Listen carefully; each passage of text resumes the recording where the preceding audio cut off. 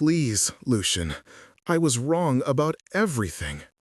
Wait, before the next revelation happens, if this mystery has already captivated you, let us know where you're following this story from. To make sure you don't miss any unexpected alliances or awakened powers, subscribe and join our circle. The game is about to change. Now, back to the scene.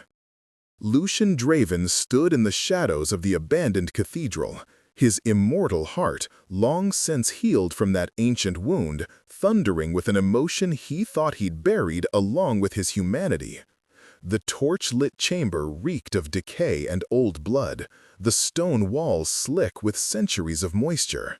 Around him, 5 members of the Hunters Guild held their crossbows steady, their silver-tipped bolts aimed at the prisoner. They'd brought her here, a trophy, proof of their devotion to the most powerful vampire lord in the Eastern Territories. But they hadn't known. None of them had known what she meant to him. "Speak," Lucian commanded, his voice echoing through the vaulted space. 200 years, and still his chest tightened at the sight of her. Isabella Thorne. The name was ash in his memory, bitter and burning.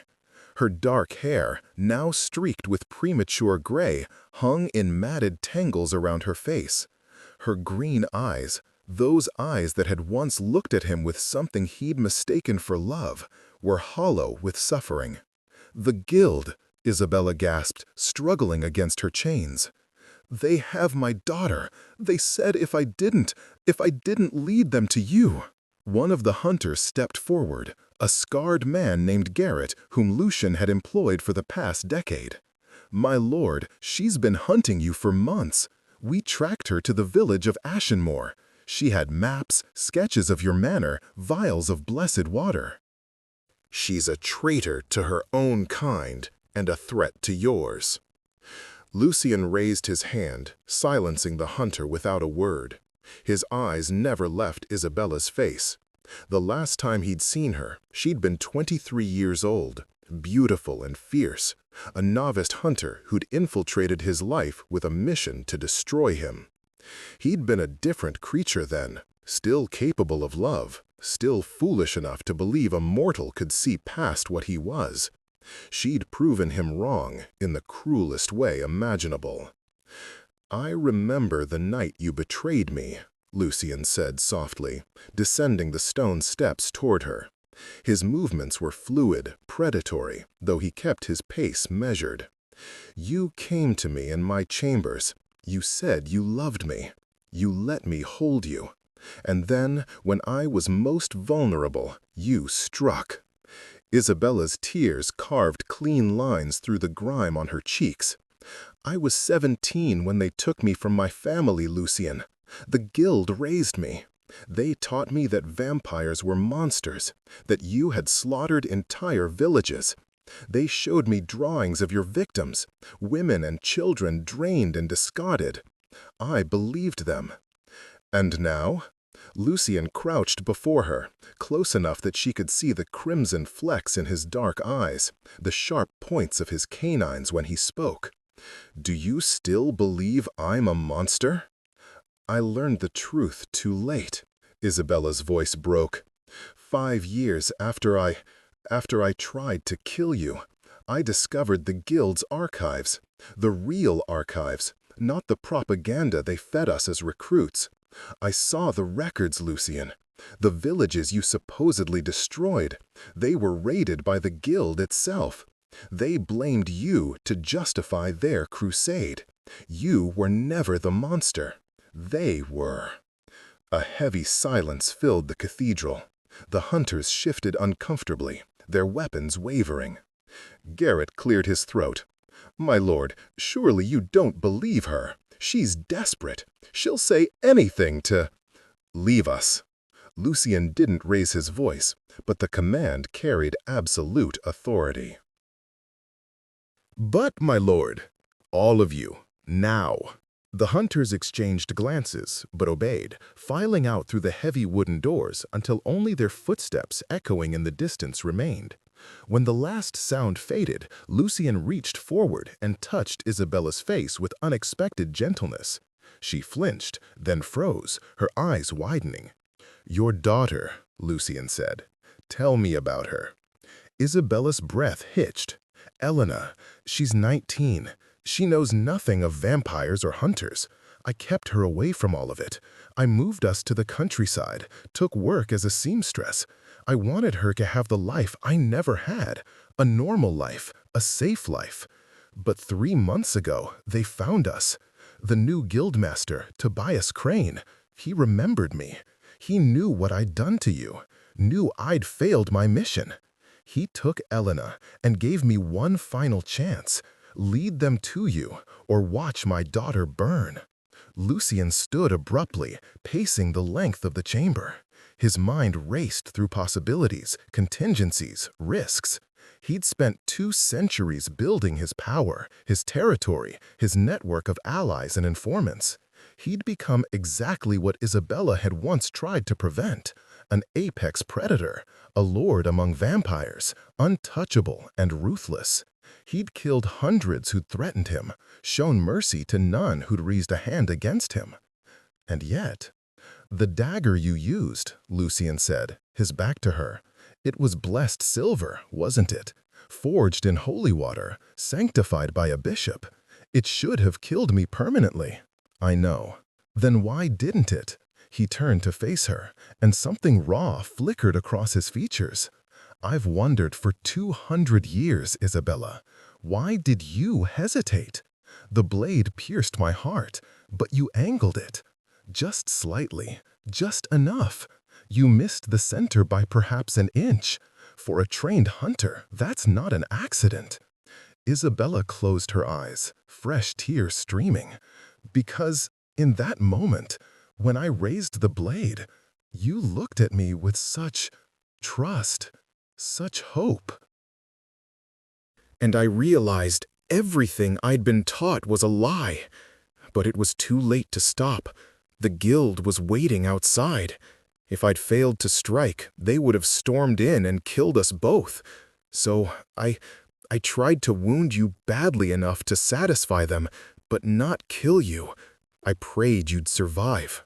"I did survive," Lucien said coldly. "But I died nonetheless. The man you knew, the fool who believed in love and redemption, he burned away in the agony of that wound. What rose from the ashes was something darker." "I know. I've heard the stories." "Lucien Draven, the Blood Lord, the Raven of the East. They say you've claimed a dozen territories, that you've crushed every rival, that you keep a court of vampires who fear you more than they fear the sun." Isabella met his gaze steadily despite her chains. "But I also heard other stories, stories the guild tried to suppress, about villages you've protected from rogue vampires, about humans in your territories who live in peace, who trade freely, who aren't hunted in the night. The guild calls those stories lies, but I chose to believe them, because I had to believe the man I loved wasn't entirely gone." Lucien laughed, a sharp, bitter sound. "The man you loved. You have remarkable audacity, Isabella Thorne. I loved you then, and I love you now." She said it simply, without pleading. "I don't expect you to believe me. I don't expect forgiveness. I only ask that you spare Elena. She's innocent. Let the guild's sins fall on me alone. And if I refuse," Lucien's voice was dangerous, soft, "if I decide that the debt you owe me can only be paid in blood, your blood and your daughter's," Isabella lifted her chin, "then I'll die knowing I tried. But I'll also die knowing that the guild was right about one thing, that vampires have no mercy, no compassion, no redemption, that you truly are the monster they claimed." The words struck deeper than any silver blade. Lucian felt something crack inside him, some carefully constructed wall he'd built around the remnants of his humanity.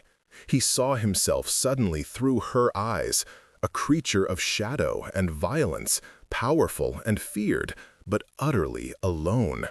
For 2 centuries had told himself he preferred it that way, that isolation was strength, that needing no one meant no one could hurt him. But standing before the woman who'd wounded him most deeply, Lucian realized the truth. He'd been waiting for her to return, waiting for the chance to either destroy her or what? Forgive her. The thought was absurd, unthinkable. Vampires didn't forgive. They took vengeance, exacted payment, enforced harsh justice.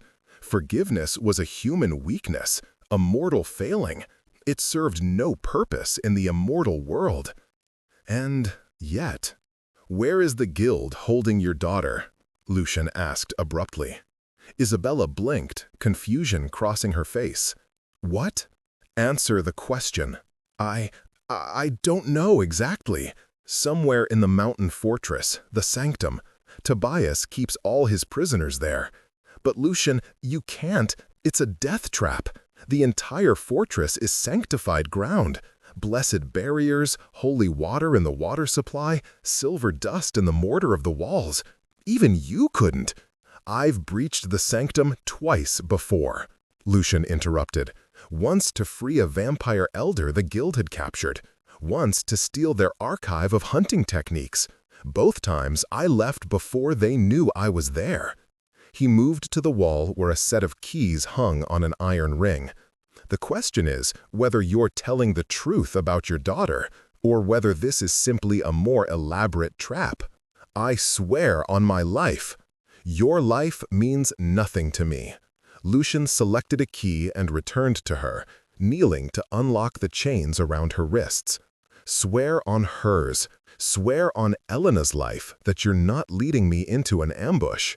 Isabella rubbed her raw wrists, staring at him in disbelief as the chains fell away. I swear on Elena's life, on her soul, on everything I am. This isn't a trap, Lucian. I just want my daughter safe. Lucian stood, pulling her to her feet with him.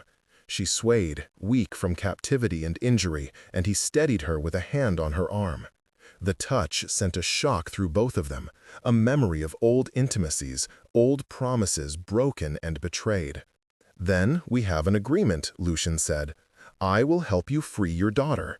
In exchange, you will tell me everything you know about the current guild operations, their weaknesses, their leadership, and when it's done, you and Elena will leave these territories and never return. That's all? Isabella searched his face. You're not going to punish me? Oh, I'm going to punish you, Lucian said softly, dangerously, but not how you think. You're going to live, Isabella Thorne. You're going to watch your daughter grow old, fall in love, have children of her own. You're going to experience all the joy and pain of a mortal life, and every day, every single day, you're going to remember that I gave you this gift, that the monster you betrayed showed you the mercy you never showed him. That will be your punishment, living with your conscience while I return to my darkness alone. Before Isabella could respond, Lucian turned away, striding toward a hidden door in the cathedral's eastern wall. We leave in an hour. There's a washroom through that arch. Clean yourself up. I'll have clothes and supplies brought to you. If you try to run, my people will find you within minutes. If you try to betray me again— He paused, glancing back over his shoulder. Well, let's just say I won't be so philosophical about it a second time. Isabella nodded, her throat tight. As Lucian disappeared into the shadows, she sank onto a stone bench, her legs finally giving out. Her hands trembled violently. She'd expected torture, expected death, expected anything but this strange, painful mercy. The Lucian Shed, known 200 years ago, had been passionate and idealistic.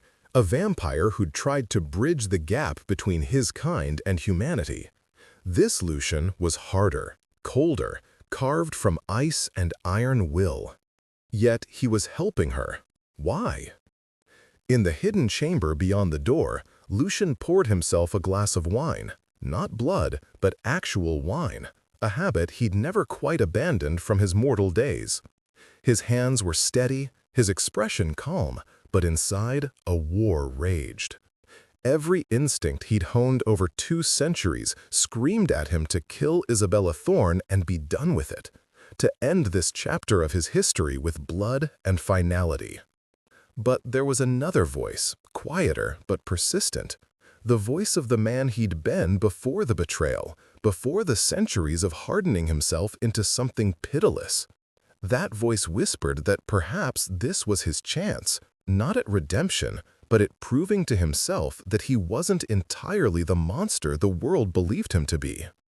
He drained the glass in one swallow and summoned his most trusted lieutenant, a vampire named Marcus who'd served him for a century.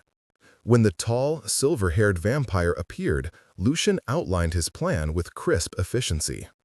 Gather a team of 5, our best infiltrators. We move on the sanctum at dawn. Yes, dawn, when they'll least expect us.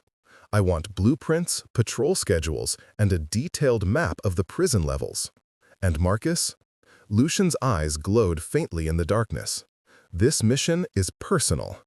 Anyone who questions my orders answers to me directly. Marcus bowed. As you command, my lord. May I ask, is this wise? The prisoner could be... She could be many things, Lucian agreed. But she's also my responsibility. I should have ended this 200 years ago. Now I'll end it properly, by ensuring she has no reason to ever return. When Marcus departed, Lucian allowed himself a moment of doubt. Was he being strategic, eliminating a future threat by binding Isabella to him with an unpayable debt, or was he simply, foolishly, hoping to feel something other than the cold emptiness that had defined his existence for so long? He didn't have an answer, and that, perhaps, was the most troubling revelation of all. An hour later, Isabella emerged from the washroom wearing the plain traveling clothes that had been provided, dark trousers, a linen shirt, a hooded cloak.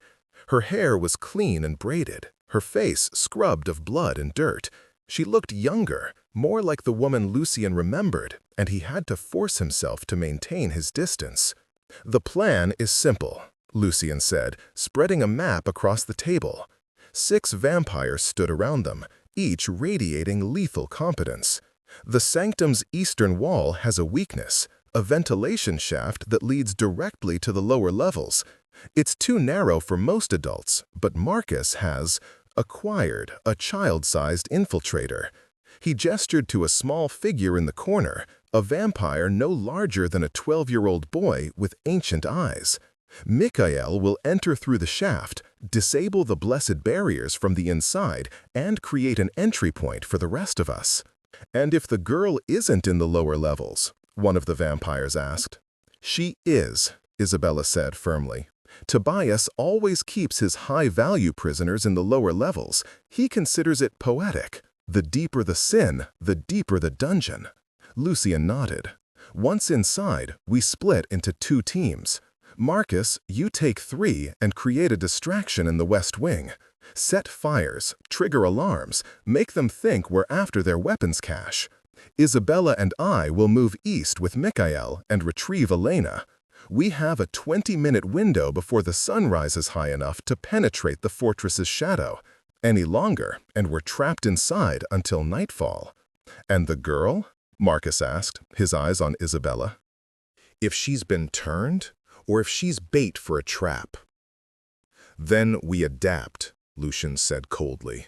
But we don't leave without knowing her fate. Understood? The vampires nodded in unison.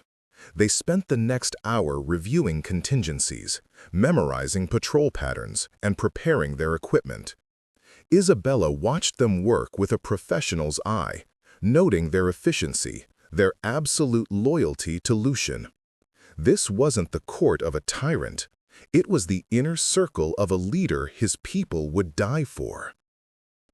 As dawn approached, they moved through the pre-dawn darkness with supernatural speed. The sanctum rose from the mountainside like a broken tooth, its walls gleaming with embedded silver in the torchlight. Isabella's heart hammered as they approached. Somewhere inside those walls, Elena was imprisoned, possibly hurt, certainly terrified. "Stay close to me," Lucian murmured, as Mikhail disappeared into the ventilation shaft. "If something goes wrong, run. Don't try to be a hero." "I'm the reason we're here," Isabella whispered back. "If anyone should—" "You're mortal. In a fight between vampires and hunters, you'd be dead in seconds. Your job is to identify your daughter and get her out. My job is to keep you alive long enough to do it." 5 tense minutes later, Mikhail's voice crackled through a small communication device Lucian carried. "Barriers down. East entrance accessible." They moved like shadows through the gap Mikhail had created, slipping past sanctified barriers that would have burned them alive moments before. The fortress interior was a labyrinth of stone corridors and iron doors. They encountered 2 guards, both of whom fell to Marcus's team with brutal efficiency before they could raise an alarm. At the entrance to the lower levels, Lucian paused. He could smell it now. Human fear, human suffering, human desperation. And something else, something that made his centuries-old instincts scream danger. "It's too quiet," he said softly. "Marcus, execute the distraction, now." An explosion rocked the western wing, followed by shouts and the clang of alarm bells. As guards rushed toward the chaos, Lucian and Isabella descended into the dungeons, Mikhail at their heels. The cells were nightmarish, cramped, filthy, reeking of despair. Isabella checked each one frantically, her breath coming in short gasps. "Elena! Elena!" "Here, Mother, I'm here!" The voice came from the end of the corridor. Isabella ran, Lucian keeping pace beside her. In the final cell, a young woman huddled against the wall. She had Isabella's dark hair, her green eyes, her delicate features. But there was something wrong.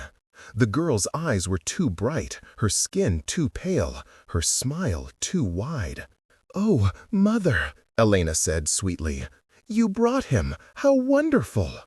Lucian grabbed Isabella's arm, yanking her back, just as Elena lunged at the bars with inhuman speed. Her mouth opened, revealing newly formed fangs, and her laugh was high and cruel. "Did you think," a voice said from the shadows, "that I would make this easy?" Tobias Crane stepped into the torchlight. He was a tall man with iron-gray hair and the coldest blue eyes Isabella had ever seen.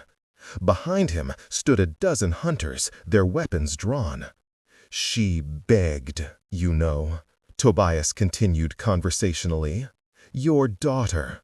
She begged me not to turn her. She screamed about wanting to see her mother again, about wanting a normal life. But I needed leverage, Isabella. Real leverage.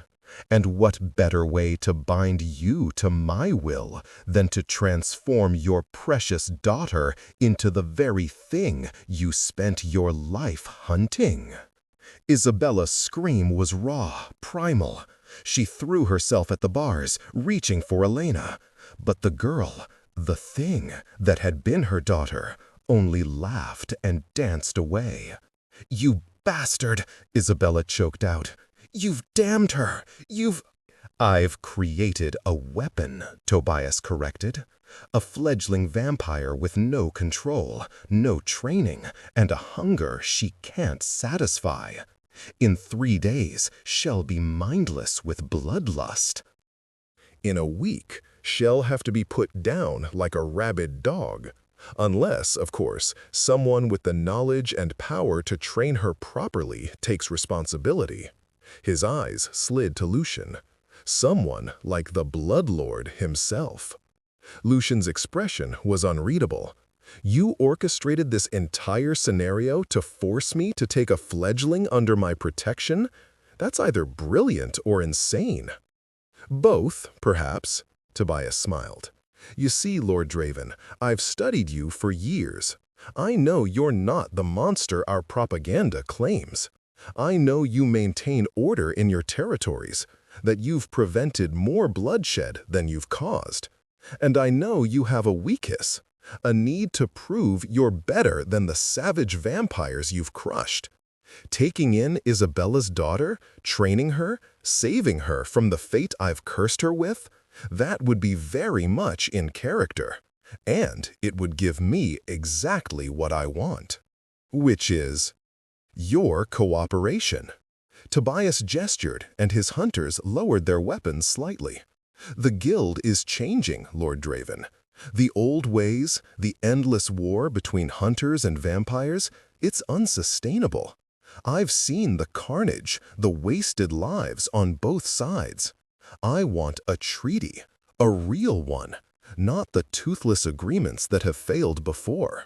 I want designated territories, clear laws, consequences for violations. I want to end the chaos.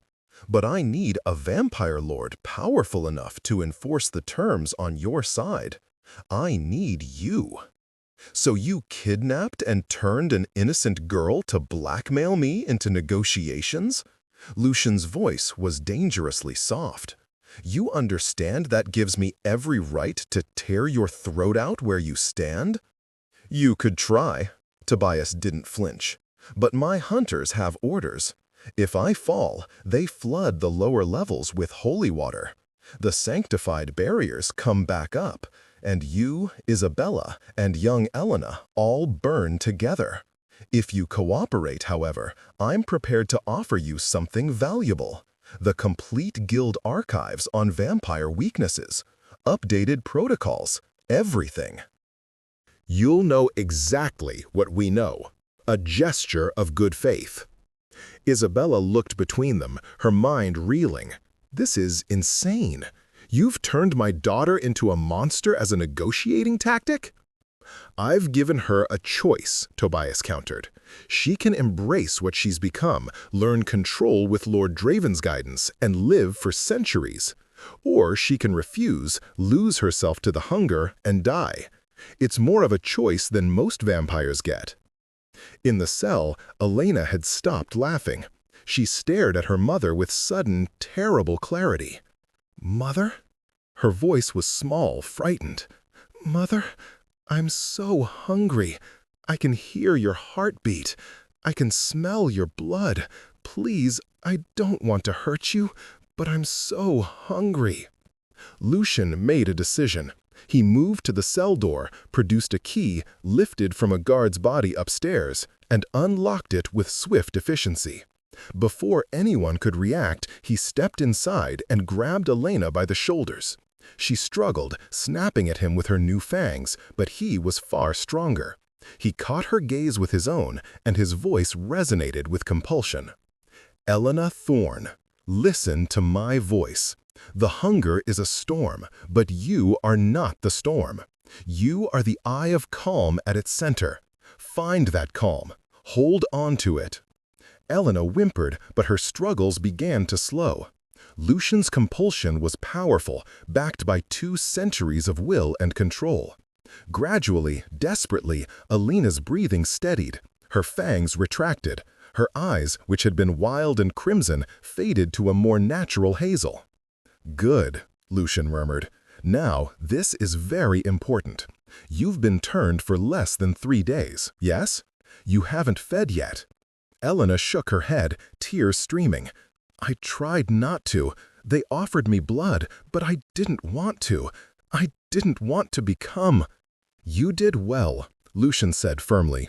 The first feeding sets patterns, instincts. You've given yourself a chance. Now I'm going to take you out of here. You're going to stay close to me, follow my commands exactly, and not give in to the hunger. I think so. That's not good enough, Can you do that? Yes. Elena's voice was stronger. Yes, I can. Lucian guided her out of the cell, positioning himself between Elena and Isabella. To Tobias, he said, "You want a treaty? Fine. We'll negotiate, but not like this, not with hostages and blackmail.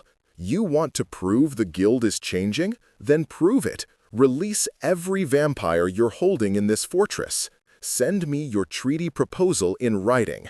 Give me a reason to believe you're acting in good faith. And if I don't, then I'll take Elena anyway, train her anyway, and your grand plan falls apart.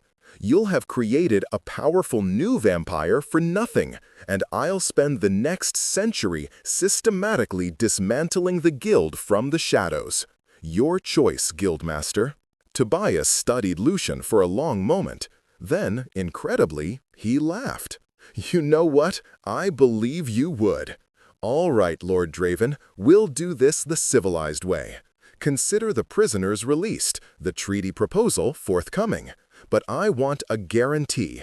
You'll train the girl, keep her from becoming a danger to humans, and you'll consider my proposal seriously." "I'll train her," Lucian agreed, "and I'll consider your proposal. That's all I can promise." "Fair enough." Tobias signaled his hunters to stand down completely.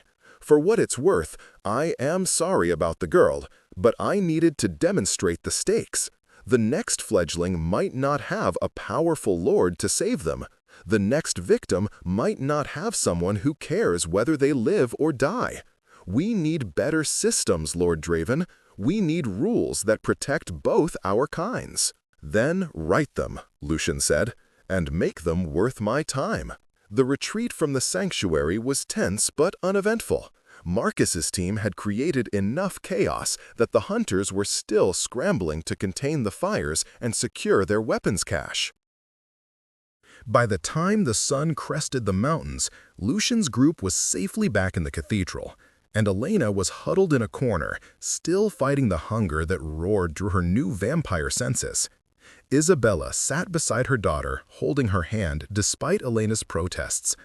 "I'm sorry," Isabella whispered over and over. "I'm so sorry, baby. This is my fault. All of it." "Actually," Lucian said, entering with a glass of blood, animal blood from his own reserves, "it's Tobias Cranes's fault. But we'll discuss blame later. Elena, drink this, slowly." Elena took the glass with shaking hands. The moment the blood touched her lips, her entire body shuddered. She drank greedily, desperately, and Lucian had to physically pull the glass away before she finished it all. "Too much at once will make you sick," he explained. "Small amounts, frequently, until your body adjusts. You'll need to feed every few hours for the first month, then, gradually, you'll develop control." "Will I always feel like this?" Elena asked, wiping her mouth. "Like I'm dying of thirst?" The intensity fades. In time, the hunger becomes manageable, an awareness rather than an agony. But it never truly goes away. You'll live with it forever. "Forever?" Elena laughed bitterly. "I'm 19 years old. I was supposed to marry Thomas in the spring. I was supposed to help Mother with the dress shop. I was supposed to have a life." "You still have a life," Lucian said. "It's just a different one than you planned." "Easy for you to say," Elena shot back. "You chose this." "No," Lucian's voice was hard. "I didn't choose this. I was attacked by a rogue vampire when I was 26 years old. I was a physician, engaged to be married, planning a future in medicine. That future died when I died. I understand your anger, Elena. I've lived it." Elena stared at him, seeing him clearly for the first time. "How old are you, really?"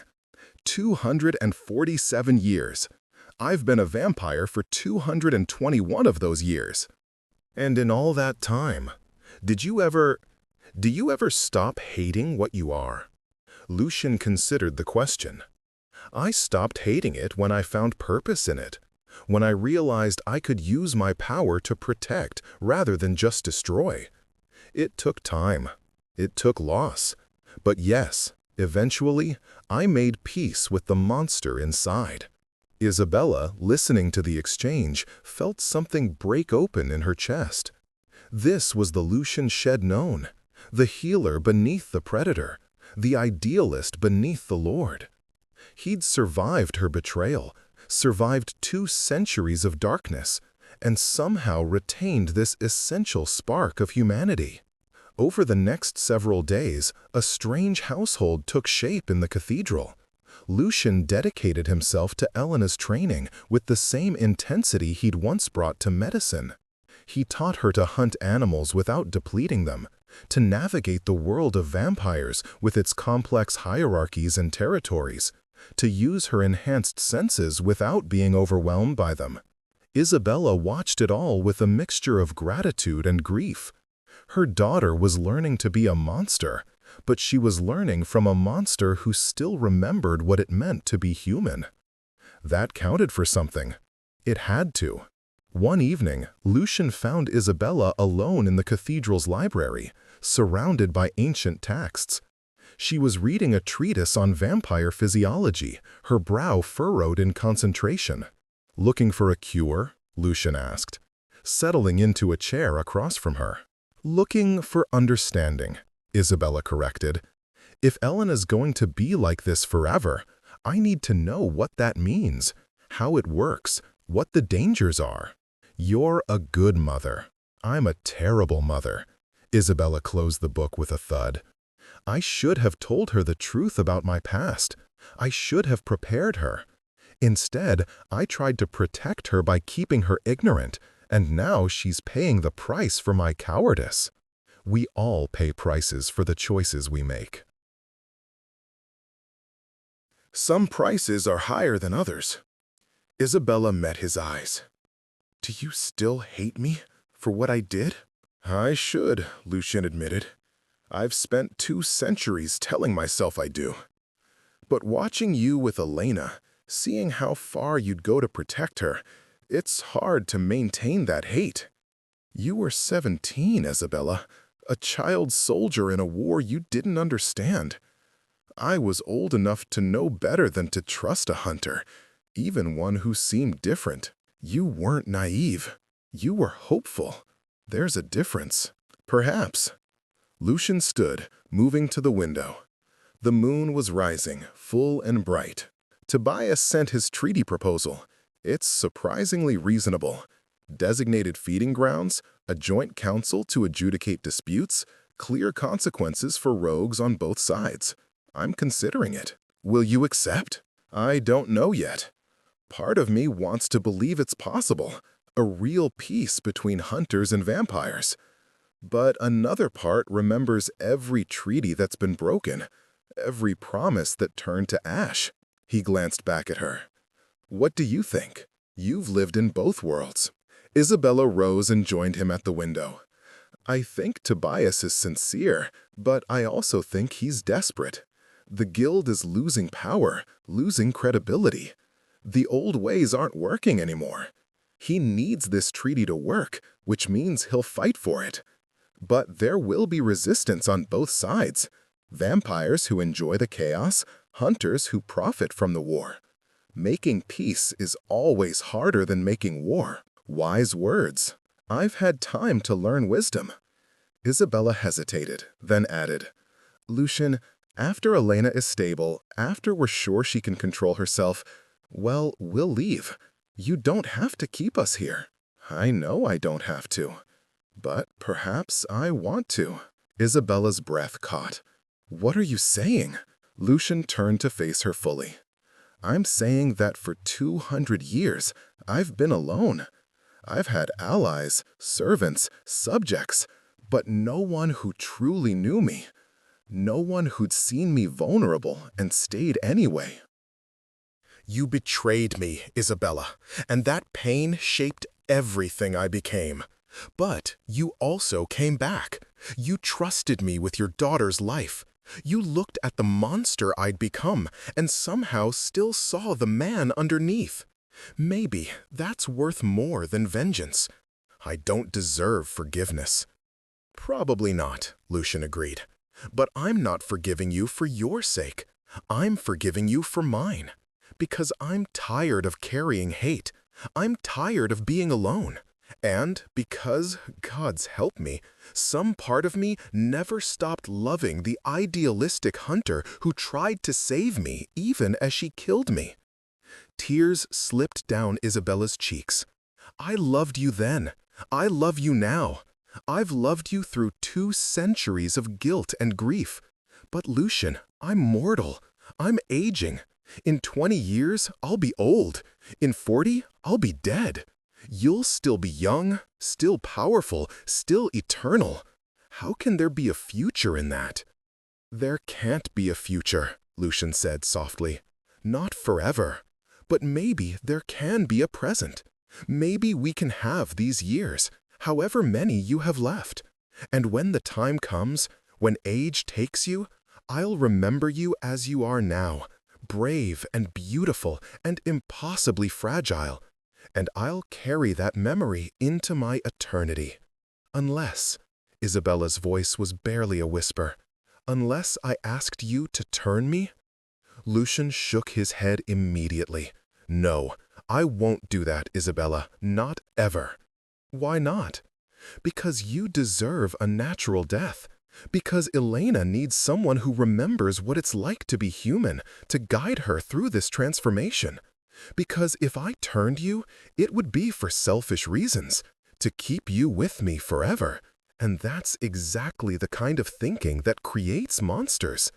Lucian cupped her face gently. I won't doom you to this existence, no matter how much I might want to. You get to grow old, Isabella. You get to die. That's not a curse. It's a gift I can never have again. Isabella leaned into his touch, feeling the coolness of his skin against hers. Then we have now, however long now lasts. However long, Lucian agreed and kissed her. It was nothing like their kisses 2 centuries ago. Those had been desperate, furtive, stolen moments between a hunter and her target. This kiss was different. It carried the weight of centuries of betrayal survived and forgiveness earned. It tasted of blood and tears and impossible hope. When they finally pulled apart, Isabella rested her forehead against his chest. What happens now? Now, we train your daughter. We negotiate with Tobias. We try to build something better than the endless war we've known. Lucian's arms came around her, holding her close. And we take each day as it comes, for as long as we're given. 3 weeks later, Elena took her first supervised hunt. Under Lucian's watchful eye, she tracked a deer through the forest, brought it down with minimal suffering, and fed without killing. When she finished, her eyes were bright with tears. I did it, she whispered. I controlled it. You did, Lucian confirmed, pride evident in his voice. You're going to be all right, Elena. It won't be easy, and there will be setbacks, but you're strong, stronger than you know. Elena looked at her mother, who'd insisted on accompanying them despite the danger. Mother, I need to tell you something. About Thomas, my fiancé. I need to let him go. He deserves someone who can grow old with him, have children, live a normal life. I can't give him that anymore. Isabella's heart broke for her daughter, but she nodded. I'll help you write the letter. We'll make sure he understands it's not his fault. He'll never understand, Elena said sadly. How could he? I barely understand it myself. Over the following months, the cathedral became a home rather than a fortress. Elena grew stronger, more confident in her new abilities. She made friends among Lucian's court, other vampires who'd been turned against their will and who understood her struggle. She learned to laugh again, though it was a different laugh than before, edged with darkness and ancient knowledge. Isabella threw herself into research, compiling everything she knew about the guild's operations and combining it with Lucian's extensive knowledge of vampire society. Together, they created a comprehensive document that would form the foundation of the treaty negotiations, a framework for coexistence that acknowledged the needs and fears of both species. Tobias Crane visited twice more, each time with revised proposals. He was true to his word, releasing the vampire prisoners and scaling back the guild's more aggressive operations. In return, Lucian used his influence to bring rogue vampires under control, establishing clear territories and enforcing brutal consequences for those who hunted humans recklessly. It wasn't perfect. There were incidents, violations, moments when the fragile peace nearly shattered. But each time, Lucian and Tobias worked together to contain the damage and reinforce the agreements. Slowly, impossibly, a new order began to emerge. One evening, nearly a year after Isabella's initial capture, the three of them, Lucian, Isabella, and Elena, sat in the cathedral's garden beneath a canopy of stars. Elena was reading a book of poetry, her enhanced vision allowing her to see clearly in the darkness. Isabella leaned against Lucian, his arm around her shoulders, savoring the warmth of the moment. "Do you think it will last?" Elena asked suddenly, looking up from her book. "The peace between hunters and vampires?" "Nothing lasts forever," Lucian said, "except vampires, and even we can be destroyed. But I think this peace has a chance, not because everyone wants it, many on both sides despise it, but because enough people are tired of war, tired of losing family, friends, children. That exhaustion with violence, that's a powerful motivation." "I never thought I'd see the day," Isabella murmured. Vampires and hunters negotiating like civilized beings instead of slaughtering each other in the streets. "We're still slaughtering each other," Lucian corrected wryly, "just less frequently and with more paperwork." Elena laughed, and the sound was like music, a reminder that even in darkness, joy could bloom.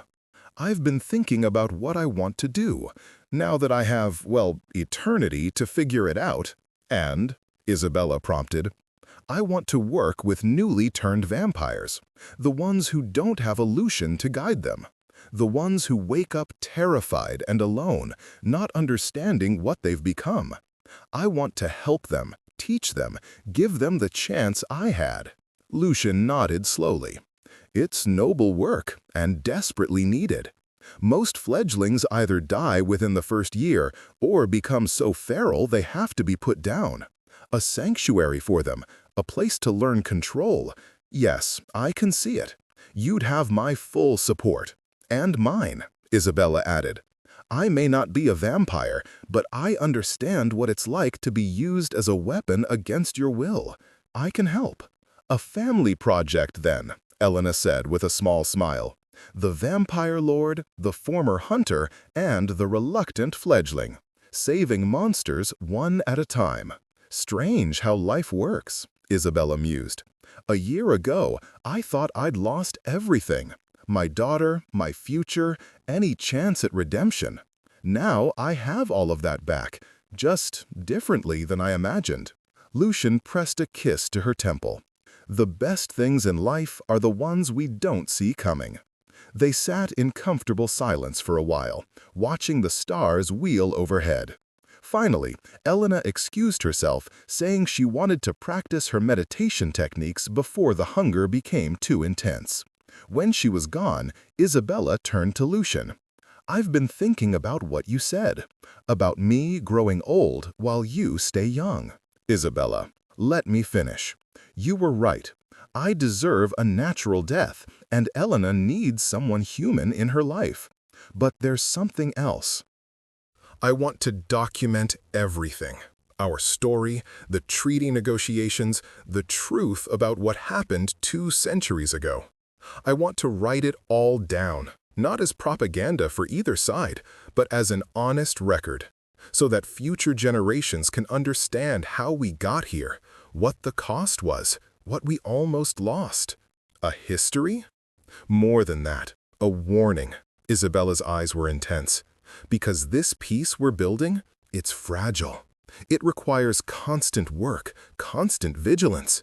Future vampires and hunters need to understand that.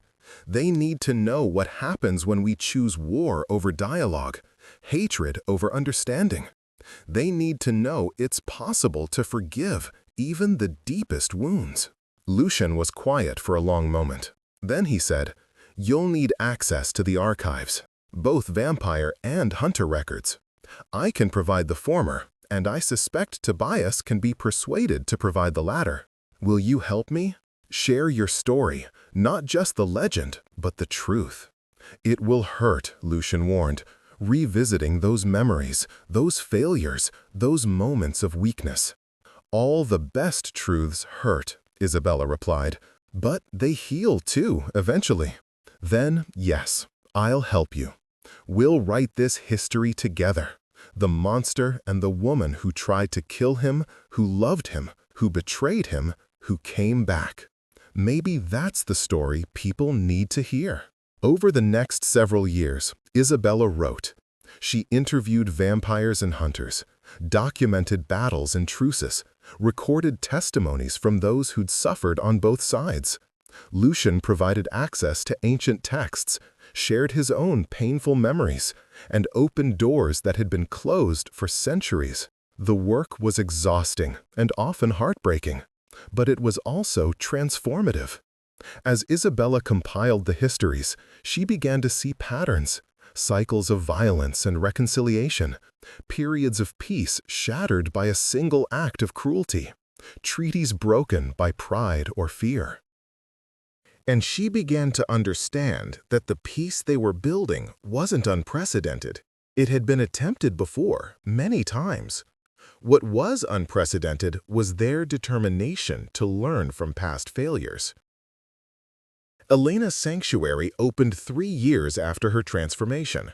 It started small, a renovated manor house on the edge of Lucian's territory, staffed by experienced vampires and a few brave human volunteers who understood the risks. The first fledglings arrived frightened and violent, fighting their new natures with every breath. But under Elena's patient guidance, they learned. They discovered they could feed without killing, hunt without terrorizing, exist without becoming the monsters they'd feared. Some succeeded brilliantly, others struggled. A few failed entirely and had to be contained or, in the worst cases, destroyed. But the survival rate was far higher than anyone had dared hope. Isabella visited often, bringing books and supplies, offering counseling to those fledglings who still clung to their human memories. She aged gracefully, silver threading through her dark hair, lines deepening around her eyes and mouth. She moved more slowly, tired more easily, but her mind remained sharp and her determination never wavered. Lucian watched her age with a complex mixture of emotions. Pride, certainly. She'd accomplished extraordinary things in her mortal years. Grief, too, for the inevitable loss approaching. And love, deeper and more profound than anything he'd felt in his long existence. She was his anchor to humanity, his reminder that mortality had its own kind of beauty. One winter evening, 15 years after their reunion, Isabella collapsed while walking through the garden. Lucian carried her to her chambers, summoning the best human physicians his resources could provide. They were grim-faced after their examination. "Her heart," the lead physician explained, "it's worn out. She has weeks, perhaps months. I'm sorry, Lord Draven." When they left, Lucian sat beside Isabella's bed, holding her hand. She was awake, her breathing labored, but her eyes clear. "Well," she said with a weak smile, "I suppose this is it."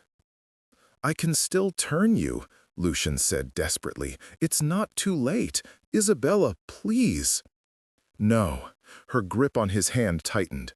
"We agreed, remember? I get my natural death. Besides, I'm 62 years old. I've lived a full life. 2 lives, really. The one before you and the one after. I have no regrets, Lucian." I have enough regrets for both of us. Don't.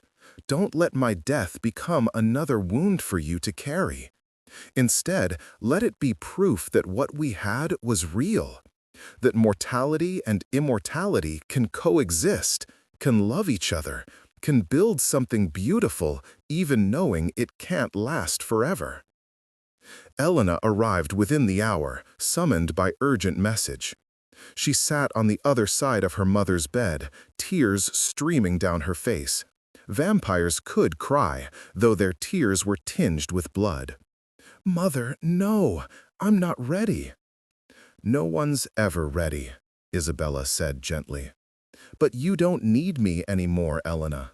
You're strong, capable, compassionate. You've built something incredible with the sanctuary. You've saved dozens of lives. I'm so proud of you. I need you to tell me I'm doing the right thing, that helping these fledglings matters. It matters. It will always matter. Every life you save, every vampire you teach control, that's one less tragedy, one less family destroyed. Keep doing this work, my darling girl, for as long as your immortal heart beats." They talked through the night, the three of them, sharing memories, making final arrangements, saying all the things that needed to be said. As dawn approached, Isabella grew weaker, her breathing shallower. Lucian climbed into the bed beside her, cradling her fragile body against his immortal strength. "I love you," he whispered. "I forgave you, and I loved you, and I would do it all again." "I know," Isabella breathed. "Thank you for that." "Thank you for choosing mercy over vengeance. Thank you for showing me what a true monster looks like, because it's not you, Lucian. You're not a monster. You never were. Then what am I?" "You're proof," Isabella said, her voice fading. "Proof that darkness doesn't have to consume us, that we can choose to be better than our worst moments, that forgiveness is possible even when it shouldn't. You're my proof, Lucian Draven, my beautiful, terrible, wonderful proof." Her eyes closed, her breathing stopped, and for the second time in his long existence, Lucian Draven wept. They buried her in the garden, beneath the stars she'd loved. Elena carved the headstone herself, using her vampire strength to etch the words deep into the marble. Isabella Thorne, hunter, mother, chronicler. She taught monsters to remember their humanity. The funeral was attended by vampires and hunters alike, an unprecedented gathering that would have been impossible even 5 years earlier. Tobias Crane stood beside Lucian, the two of them united in grief and respect for the woman who'd bridged their worlds. "She changed everything," Tobias said quietly. "Her histories, her testimony, they've done more for the peace than 100 treaties." "She had that gift," Lucian replied, "seeing the truth beneath the propaganda, the person beneath the label." "Will you continue her work?" Lucian looked at the gathered mourners, vampire and human, former enemies standing together in shared loss. "Yes, Elena and I will finish her chronicles. We'll make sure her voice is heard, her lessons learned. That's what she would have wanted." As the ceremony concluded and the mourners departed, Elena remained with Lucian beside the grave. The sun was setting, painting the sky in shades of crimson and gold. "I miss her already," Elena said, "and I'll miss her for centuries. That's the curse of immortality, isn't it? Everyone you love eventually leaves." "Yes," Lucian acknowledged. But the alternative is worse. Never loving at all. Never opening yourself to that pain. Your mother understood that. She chose to love me knowing we'd have to say goodbye. And I chose to love her for the same reason. Was it worth it? The pain? Lucian smiled, a genuine expression that transformed his usually severe features. Every single moment. They stood in silence as night fell completely. Finally, Elena spoke again. "There's something I need to tell you. The sanctuary. We've been getting requests from hunter families. Parents whose children were turned against their will, who want them to have the training we offer, and we've been accepting them." "I know," Lucian said. "I've been monitoring the situation." "You're not angry?" "Why would I be angry? It's exactly what your mother hoped for. Real cooperation, real trust. Hunters sending their children to vampires for help, knowing they'll be safe. That's revolutionary, Elena." "It's also dangerous. There are vampires in my court who hate it, who see it as betrayal, and I'm sure there are hunters who feel the same." "There always will be," Lucian agreed. "Fear and hatred don't disappear overnight, but they can be diminished, generation by generation, choice by choice. What you're doing matters. Your mother knew that. That's why she supported you." Elena nodded slowly. "I want to expand the sanctuary, create branches in other territories, train other vampires to teach control. Will you help me?" "Of course. Your family, Elena. Whatever you need." "Even though I'm not your blood?" Lucian finally looked at her, his expression soft. "Your mother was my second chance at love. You were part of that gift. Blood has nothing to do with it." Elena embraced him, and for a moment they were just two beings who'd loved the same extraordinary woman, united in grief and determination to honor her legacy. 10 years passed, then 20. The sanctuary network expanded to 7 locations across the continent. Elena's protocols for training fledglings became the standard, adopted even by vampire lords who'd initially dismissed them as too soft. The treaty held, strengthened by continuous negotiation and compromise. Lucian threw himself into diplomacy, using his position to enforce the peace with ruthless efficiency. But he also spent time on quieter pursuits. He finished Isabella's chronicles, adding his own perspective to her meticulously researched histories. The resulting work, The Crimson Accord, A True History of Vampire-Hunter Relations, became required reading for both guild apprentices and vampire fledglings. He visited Isabella's grave often, always at sunset, always bringing fresh flowers. Sometimes Elena accompanied him. Other times he went alone, speaking to the stone as if Isabella could still hear him. "They're calling it the Isabella Peace now," he told the headstone one evening. "Tobias's treaty, our framework, all of it bears your name. You'd probably hate that, being turned into a symbol. But you earned it, love.